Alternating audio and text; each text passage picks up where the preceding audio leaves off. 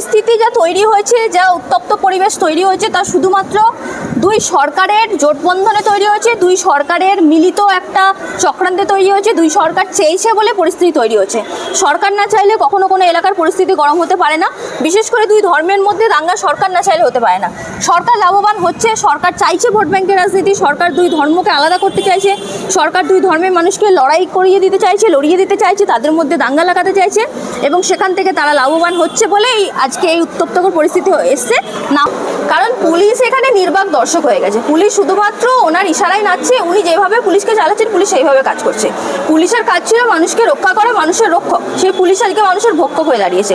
Police যেখানে একটা গাড়িতে পতাকা খুলে নেওয়া হচ্ছে সেখানেও পুলিশ নির্বাক দর্শক হয়ে দাঁড়িয়ে আছে, এবং একটা গাড়িতে অন্য এবং তার প্রতিবাদে বা তার আন্দোলনে হাজার হাজার গাড়ি পতাকা খুলে নেওয়া হচ্ছে, সেখানেও পুলিশ নির্বাক দর্শক হয়ে দাঁড়িয়ে আছে। আমি এখানে কোনো পতাকার রং নিয়ে কথা বলছি না, যে রঙেরই পতাকা হোক না কেন, সেটা যে রঙেরই পতাকা হোক না কেন, যে ধর্মেরই পতাকা হোক না কেন, একটা পতাকা যদি কোনো একজন মানুষকে যদি বাধ্যতামূলকভাবে খোলানো হয় তাহলে সেটাও যেমন অপরাধ, ঠিক সেরকমভাবে 100টা পতাকা খোলানো সেটাও অপরাধ। সব কিছুই সমান অপরাধ, এবং আমাদেরকে সব কিছুর বিরুদ্ধে এখানে রক্ষা করার দায়িত্ব কার ছিল? পুলিশের ছিল। পুলিশ সেই জায়গায় ব্যর্থ হচ্ছে। কেন ব্যর্থ হচ্ছে? কারণ পুলিশ নিজের আসল কাজ করতে পারে না, পুলিশের হাত পা বাঁধা, পুলিশের নির্বাক দর্শক হয়ে থাকে। পশ্চিমবঙ্গ সরকারের পুলিশ শুধুমাত্র মুখ্যমন্ত্রীর ইশারা চলে, মুখ্যমন্ত্রী যেভাবে পশ্চিমবঙ্গ সরকার পুলিশকে চালাতে চায় পুলিশ সেইভাবে কাজ করে। সাধারণ আন্দোলনকে পুলিশ এখানে শব্দ করে দিচ্ছে, সাধারণ আন্দোলনের পর পুলিশ জলকামান ছুটছে, কিন্তু সেখানে গিয়ে মানুষ যেখানে হিংসাত্মক আন্দোলন নিচ্ছে, যেখানে পুলিশের আসল জায়গায় কাজ করা দরকার, সেখানে পুলিশ কোনো কাজ করতে পারছে না। তাহলে এখানে গণতন্ত্রের আসল জায়গাটা কোথায় থাকলো? গণতন্ত্রকে এরা পুরো কন্ট্রোল করে সাধারণ মানুষের কন্ট্রোল করতে যাচ্ছে শুধুমাত্র দাঙ্গাকে পশ্চিমবঙ্গে নতুন জায়গা দেওয়ার জন্য, যাতে পশ্চিমবঙ্গে দাঙ্গাটা একটা খুব সাধারণ ঘটনা হয়ে যায়, যেখান থেকে পশ্চিমবঙ্গের রাজনৈতিক পরিবেশটা পুরোপুরি নতুন একটা আকার জন্ম নেয়, যেটা মানে অলরেডি পশ্চিমবঙ্গে হয়ে গেছে শুধুমাত্র পশ্চিমবঙ্গ সরকারের গাফিলতির জন্য। আজকে নেতাজি ইন্ডোর স্টেডিয়াম থেকে মুখ্যমন্ত্রী ভাঙন নিয়ে কড়া বার্তা দেন। তিনি বলেন যারা এই ঘটনা ঘটিয়েছে কাউকে রেহাই করা হবে। সেটা দেখুন, পশ্চিমবঙ্গ সরকার আসল জায়গায় তো দায়িত্ব এড়িয়ে গেছে। যারা ঘটনা ঘটাচ্ছে, হিংসাত্মক কোনো জায়গায় গিয়ে মানুষের যদি কোনো জায়গায় কোনো মানুষ ক্ষতিগ্রস্ত হয়ে থাকে তার বিরুদ্ধে অবশ্যই কড়া ব্যবস্থা নেওয়া দরকার। মুখ্যমন্ত্রী হিসাবে তার দায়িত্ব, ওনার দায়িত্ব এই কত জায়গায় কথাগুলো বলা। কিন্তু আমাদেরকে দেখতে হবে যে পশ্চিমবঙ্গের এই যে পরিস্থিতি আজকে এসে দাঁড়িয়েছে, সেই পরিস্থিতিতে আটকাতে উনি কী ভূমিকা পালন করেছেন, ওনার দল কী ভূমিকা পালন করেছে, ওনার দলের এমএলএ এমপিরা কী ভূমিকা পালন করেছেন। কারণ আমরা যদি দেখি মুর্শিদাবাদের যে পরিস্থিতি, সেখানে গিয়ে ইউসুফ পাঠানকে পশ্চিমবঙ্গের মানুষরা ভোট দিয়ে ওখানকার এমএলএ বানিয়েছেন। ওখানকার এমএলএ না এমপি? ইউসুফ পাঠান ওখানকার এমপি, ওটা কাট করে দেয়। তো ইউসুফ পাঠানকে ওখানকার মানুষরা ভোট দিয়ে এমপি বানিয়েছেন।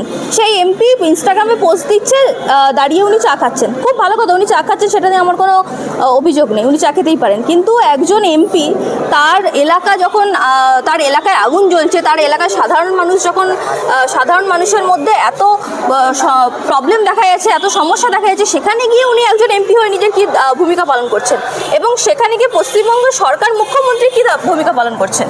তাহলে এই ভূমিকাগুলো যখন ওনারা পালন করতে পারছেন না, এই জায়গায় যখন ওনারা ব্যর্থ হয়েছে, তাহলে এখানে ওনারা শুধুমাত্র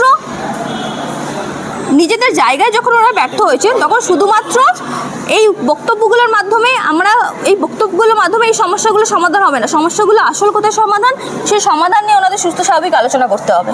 ওয়াকফ আইন নিয়ে যারা আন্দোলন করছিলেন মুর্শিদাবাদে, ইতিমধ্যে 5 জনের মৃত্যু হয়। তার জন্য মুখ্যমন্ত্রী আজ ঘোষণা করলেন যে তাদেরকে 10 লক্ষ টাকা করে দেওয়া হবে, এবং যাদের ঘর বাড়ি ভাঙচুর করা হচ্ছে তাদের আবাস যোজনা, বাংলা আবাস যোজনা একটা করে ঘর দেওয়া হবে। উনি এই যোজনা দিয়ে মানুষকে বোকা বানিয়ে রেখেছেন। যোজনা দিয়ে মানুষকে আর বেশি দিন বোকা বানানো যাবে না। ওনারা শুধুমাত্র ভোট ব্যাংকের রাজনীতি করে যোজনা দিয়ে, ভাতা দিয়ে মানুষকে বোকা বানিয়ে রেখেছেন, এবং পশ্চিমবঙ্গকে একদম অন্ধকারাচ্ছন্ন করে তুলেছে। পশ্চিমবঙ্গের আগামী দিনগুলো অত্যন্ত অন্ধকার। 26,000 ছেলেমেয়ে চাকরি হারিয়েছে, মানুষ তাদের মধ্যে তাদের আগামী দিনে তারা কী করবে তাদের কোনো ভবিষ্যৎ নেই। ছেলেমেয়েদের রাস্তায় বসতে হচ্ছে, শিক্ষিত মানুষ রাস্তায় বসে আছে। শিক্ষিত মানুষদের আগামী দিনে তাদের কোনো কর্মসংস্থানে কোনো ঠিক ঠিকানা নেই। বেকার ছেলেমেয়েরা রাস্তায় ঘুরে বেড়াচ্ছে, তারা জানে না তাদের আগামী দিনে কী হতে চলেছে। পশ্চিমবঙ্গ যে সংহতি সম্প্রীতির পরিবেশ, পশ্চিমবঙ্গের যে সম্প্রীতির পরিবেশ তা কোথাও একটা গিয়ে হারিয়ে গেছে। পশ্চিমবঙ্গ আজকে মানে অন্যান্য মানে বলতেও খুব খারাপ লাগে, দুর্ভাগ্যজনক জায়গায় এসে দাঁড়িয়েছে পশ্চিমবঙ্গ। এই দুর্ভাগ্যজনক পরিস্থিতির জন্য তাদের তো লাভ হচ্ছে, তারা নিজেদের ভোট ব্যাংক সুরক্ষিত করে নিচ্ছে, কিন্তু পশ্চিমবঙ্গের আগামী ভবিষ্যৎ কী, বাঙালিদের আগামী ভবিষ্যৎ কী, পশ্চিমবঙ্গের ছেলেমেয়েদের আগামী ভবিষ্যৎ কী, এইগুলো ওনারা কখনো ভাবছেন না। এইগুলো নিয়ে আপনারা ভাবুন, পশ্চিমবঙ্গের মানুষকে নিয়ে ভাবুন, পশ্চিমবঙ্গের ভবিষ্যৎ নিয়ে ভাবুন। তিনি একজন মুখ্যমন্ত্রী হয়ে আজকে বললেন যে মুর্শিদাবাদ লাগোয়া যে ভোটার আছে সেই ভোটার থেকে বিএসএফ 5,000 টাকা করে বাচ্চা ছেলেদের হাতে দিয়ে তাদেরকে এই ইট পাটকেল ছুঁয়েছে। কী বলবেন? আরেকবার বলুন, বুঝলাম না। মুখ্যমন্ত্রী বলছেন যে বিএসএফ বাচ্চা ছেলেদের হাতে 5-6 হাজার টাকা করে দিয়ে এই যে অশান্তি মূল কারণ তারা ইট পাটকেল তারাই ছুঁড়েছে। দেখুন, এইগুলো উনি বোকা কথা অনেকবারই বলে থাকেন আমাদের মিডিয়ার সামনে এসে। এটা বোকামো ছাড়া আর কিছুই না। পরিস্থিতি যা তৈরি হয়েছে, যা উত্তপ্ত পরিবেশ তৈরি হয়েছে, তা শুধুমাত্র দুই সরকারের জোটবন্ধনে তৈরি হয়েছে, দুই সরকারের মিলিত একটা চক্রান্তে তৈরি হয়েছে, দুই সরকার চেয়েছে বলে পরিস্থিতি তৈরি হচ্ছে। সরকার না চাইলে কখনো কোনো এলাকার পরিস্থিতি গরম হতে পারে না, বিশেষ করে দুই ধর্মের মধ্যে দাঙ্গা সরকার না চাইলে হতে পারে না। সরকার লাভবান হচ্ছে, সরকার চাইছে ভোট ব্যাংকের রাজনীতি, সরকার দুই ধর্মকে আলাদা করতে চাইছে, সরকার দুই ধর্মের মানুষকে লড়িয়ে দিতে চাইছে, তাদের মধ্যে দাঙ্গা লাগাতে চাইছে, এবং সেখান থেকে তারা লাভবান হচ্ছে বলেই আজকে এই উত্তপ্তকর পরিস্থিতি এসছে। না হলে এই পরিস্থিতি আগে আসতো না। তাই পশ্চিমবঙ্গ সরকারের পুরোপুরি দায়িত্ব, মুখ্যমন্ত্রী পুরোপুরি দায়িত্ব, তিনি সামনে এসে দায়ভার গ্রহণ করুক, পশ্চিমবঙ্গের পুরনো সম্প্রীতির পরিবেশ ফিরিয়ে দিক। না হলে পশ্চিমবঙ্গের মানুষ ওনাকে মানে পশ্চিমবঙ্গের মানুষকে সেই জায়গায় এসে ডিসিশন নিতে হবে যে পশ্চিমবঙ্গের আগামী দিনের ভবিষ্যৎ কার হাতে তারা দিতে চলেছে। বিধায়ক নওশাদ সিদ্দিকী ইতিপূর্বে সুপ্রিম কোর্টে একটা মামলা করবে, এটা নিয়ে কি বলবেন? আচ্ছা, হ্যাঁ, দেখুন, অসাংবিধানিক কোনো আইন যখন পশ্চিমবঙ্গে এসছে সেটার বিরুদ্ধে তো অবশ্যই ব্যবস্থা নেওয়া দরকার।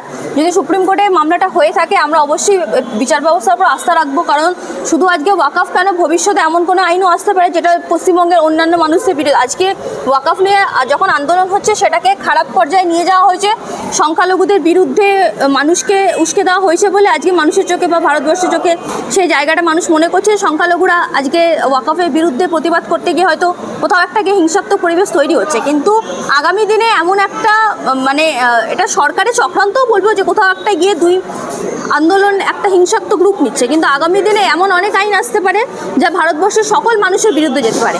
সেখানে শুধুমাত্র পশ্চিমবঙ্গের সংখ্যালঘু নয়, এখানে ধর্ম বিশেষ আমি বলবো না, এমন অনেক আইন, যেমন কিছুদিন আগে কৃষকদের জন্য এমন আইন এসেছিল যা কৃষকদের বিরুদ্ধে গেছিলো, সেখানে কৃষকরা রাস্তায় নেমে প্রতিবাদ করেছিল এবং সেই আইন সরকারকে ফেরত নিতে হয়েছিল। তাহলে এমন অনেক আইন আগামী দিনে আসতে চলেছে যেখান থেকে সাধারণ মানুষের বিরুদ্ধে সাধারণ মানুষের অনেক অধিকার ক্ষুণ্ণ হবে।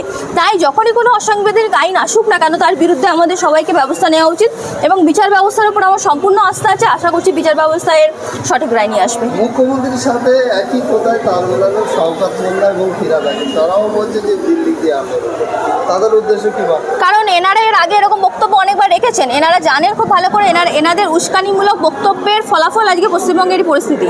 এনারা কোথাও একটা গিয়ে নিজেদের যে দায়িত্ব, সেই দায়িত্ব এড়িয়ে গিয়ে এনারা মানুষকে উস্কানোর কাজ করেছেন। কারণ এনারা জানে যে পশ্চিমবঙ্গে মানুষকে উস্কানিমূলক বক্তব্য দিয়েই এখন পশ্চিমবঙ্গের রাজনৈতিক ময়দানে টিকে থাকা যায়, এবং রাজনৈতিক ময়দানে টিকে থাকার জন্য এরা এই উস্কানিমূলক বক্তব্যগুলো রাখছে, এবং তার ফলে মানুষ মাঠে নামছে, মানুষ লড়াইয়ে জড়িয়ে পড়ছে। কারণ পশ্চিমবঙ্গে এর আগে আমরা এই উস্কানিমূলক বক্তব্যের রাজনীতি দেখিনি। গত কয়েক বছর ধরে আমরা উস্কানিমূলক বক্তব্যের রাজনীতি দেখছি। এটাকে এড়িয়ে যাওয়া ওনারা এড়িয়ে যেতে পারছেন না, কারণ জানে ওনারা কোথাও একটা গিয়ে ওনাদের লাভের অঙ্ক কমে যাবে যদি ওনারা এড়িয়ে যান। তাই নিজেদের লাভের অঙ্ককে সুরক্ষিত রাখার জন্য ওনারা উস্কানিমূলক রাজনীতি বক্তব্যগুলো রাখছেন, বা উস্কানিমূলক রাজনীতিতে ওনারা পা রাখছেন, এবং সেখানে গিয়ে নিজেদের দায় এড়ানোর জন্য ওনারা এই রকমের মন্তব্য করছেন।